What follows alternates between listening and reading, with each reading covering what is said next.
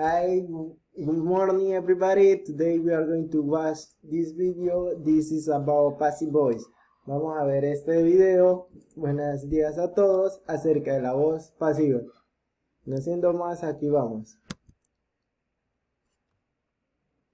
Primero vámonos con lo que es el concepto de la voz pasiva. La voz pasiva se utiliza cuando se desea expresar una acción poniendo más énfasis en el objeto que en la persona.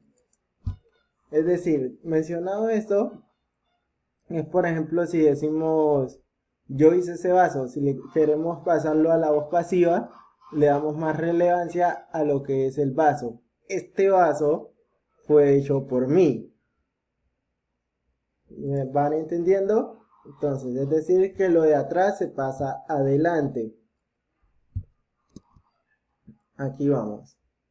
Las características de la voz pasiva. La voz pasiva en inglés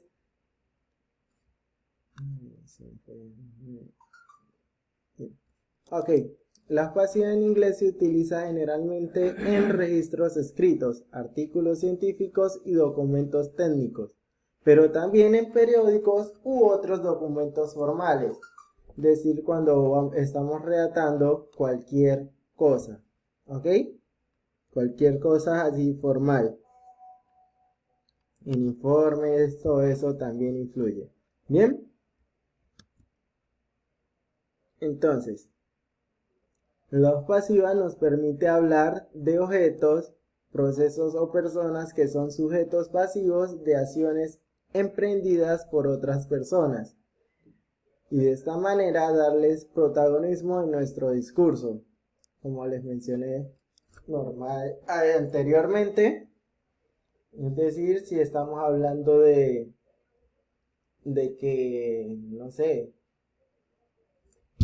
por ejemplo, lo que es Melanie inventó el computador. Entonces, si queremos darle más énfasis al computador, no mencionamos a Melanie, sino que mencionamos al computador de primero. Es decir, el computador fue creado por Melanie. Lo hacemos de esta manera. Ya sabe, lo de atrás pasa adelante. No mencionamos lo que es, por ejemplo, Gerson creó la silla en el salón, sino que la silla en el salón fue creada por Gerson. Aquí vamos. Entonces, aquí viene cómo cambiamos de voz activa a voz pasiva. Localizamos primero lo que es el complemento directo de la activa. Este será el sujeto pasivo, es decir, la oración en la parte de atrás. El verbo to be en el tiempo activo, es decir, en el tiempo verbal que estamos hablando, y lo que sigue es el participio pasado del verbo. Es decir, si por ejemplo mencionamos en el ejemplo que Gerson creó la silla, entonces vemos que al pasarlo a la voz activa, a la voz pasiva, mencionamos primero la silla fue creada. Ahí viene siendo en participio. Creado. Viene siendo el verbo en participio.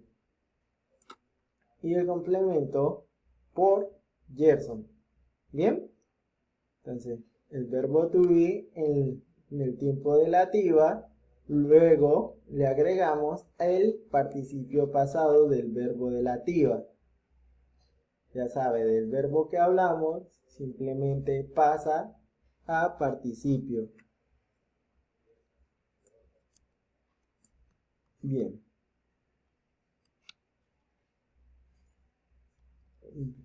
No sé si notaron que en la oración pasada utilizamos el by. The chair was created or was made by Gerson. The chair was made by Gerson. The computer was created by Melanie. Esto siempre de ir a lo último, por tal persona, X o Y persona.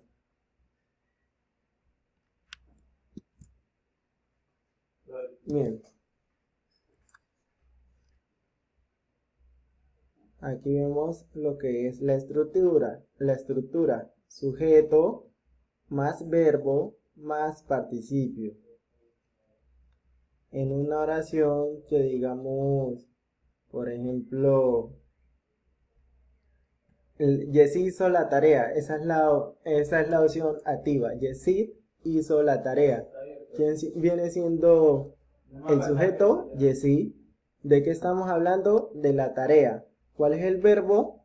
Hacer. Entonces, para pasarlo a la voz pasiva, primero se utiliza lo que es de lo que estamos hablando. Entonces, aquí sería, de sujeto vendría pasando que la tarea. La tarea es hecha o fue hecha. Vemos que está actuando el verbo to be en la manera de ser o estar. Es hecha o fue hecha más el participio, que viene siendo hecho o hecha. ¿Ok?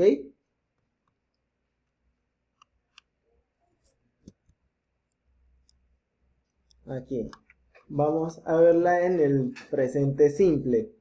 En el presente simple la vamos a ver de este modo. Como les mencioné, sujeto, verbo to be, más el verbo en participio. Y finalizamos con ¿qué? El complemento. Aquí viene un ejemplo ya plasmado. Ejemplo. I read the book. Esa viene siendo la hoja activa, es decir, la manera que normalmente nosotros hablamos. Yo leo el libro. Entonces, para pasarlo a la voz pasiva, el libro viene siendo ¿qué? Al principio. El libro, es decir, the book. Vemos que luego que sigue el verbo to be.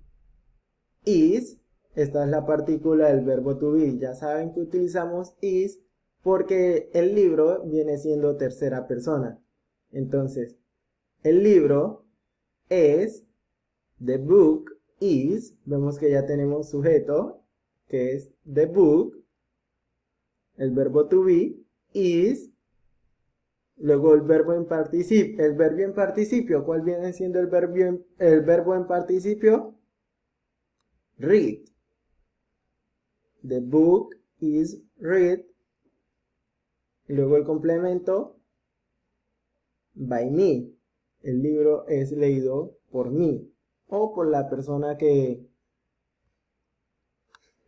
deseamos. Por ejemplo, aquí como mencionamos que era yo leo el libro es leído por mí. Perfecto, hasta ahí. Bien, y ahora vamos con la manera en el pasado simple. En el pasado simple, es decir, acciones que ocurrieron y que ya no están vigentes, vamos a utilizar la misma estructura, pero fíjense en aquí, el verbo to be se utiliza en pasado, was y were. En este caso, sujeto, verbo to be en pasado, es decir, was, were, el verbo en participio y finalizamos con lo que es el complemento, este que vemos aquí. Aquí viene el ejemplo.